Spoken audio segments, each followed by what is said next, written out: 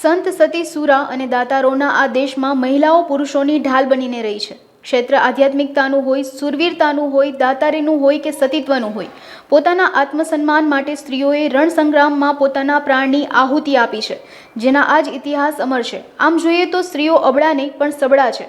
LIC branch 4ના TOT Vaishali કારિયાએ પોતાના જીવનમાં કંઈક ચડાવ ઉતાર વચ્ચે પણ મક્કમ રહી LIC બ્રાન્ચ 4ના 30 વર્ષમાં પ્રથમ TOT બની ઇતિહાસ રચ્યો છે. આ અંગે વધુ વિગતો વૈશાલી કારિયાએ અબ તક મીડિયા હાઉસની મુલાકાત લઈ પૂરી પાડી હતી. રાજકોટ CBO 4 માંથી મેં TOT કર્યું છે. TOT નું ફૂલ ફોર્મ છે ટોપ ઓફ ધ ટેબલ, અને આ મારા માટે એક લાસ્ટ સ્ટેજ જે સક્સેસના હોય છે ને એ મેં અત્યારે અચીવ કર્યું છે. એટલે એના માટે આ અમારા બ્રાન્ચ માટે અને અમારા ફેમિલી માટે બધા માટે પ્રાઉડ મોમેન્ટ છે.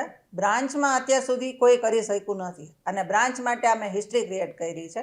એટલે અત્યારે બ્રાન્ચમાં મારા branch manager, LBMS assistant branch manager અને અમારા ડેવલપમેન્ટ ઓફિસર સહિત આખી બ્રાન્ચના લોકોને માટે આ પ્રાઉડ મોમેન્ટ છે. કારણ કે અત્યાર સુધીમાં જે મેં આ અચીવ કર્યું છે ને એના માટે બ્રાન્ચમાં મારું સ્ટેન્ડી રાખેલું છે એ લોકોએ, કે આ મોમેન્ટ અમને ક્યારેય મળી નથી ભૂતકાળમાં. તો આ તમે એઝ અ લેડી એજન્ટ તમે અમને આ પ્રાઉડ મોમેન્ટ આપી છે.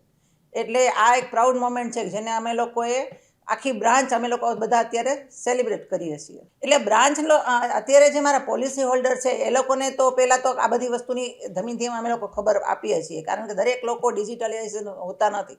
એ લોકોને અમે ડિજિટલી બધાને મેસેજ આપીએ છીએ. અત્યારે પછી બધાને અમે લોકો ફેસ ટુ ફેસ મળશું, બધાની એક મીટ કરશું કે જેના દ્વારા અમે એ લોકોને અવેર કરી શકીએ કે આપણે આ પોઝિશનમાં અત્યારે હું પહોંચી છું અને એના કારણે અમે તમને ભવિષ્યમાં આ બધા બેનિફિટ આપી શકશું. કારણ કે અત્યારે હું અત્યારે LICમાં MBA લેવલના કોર્સ કરી રહી છું.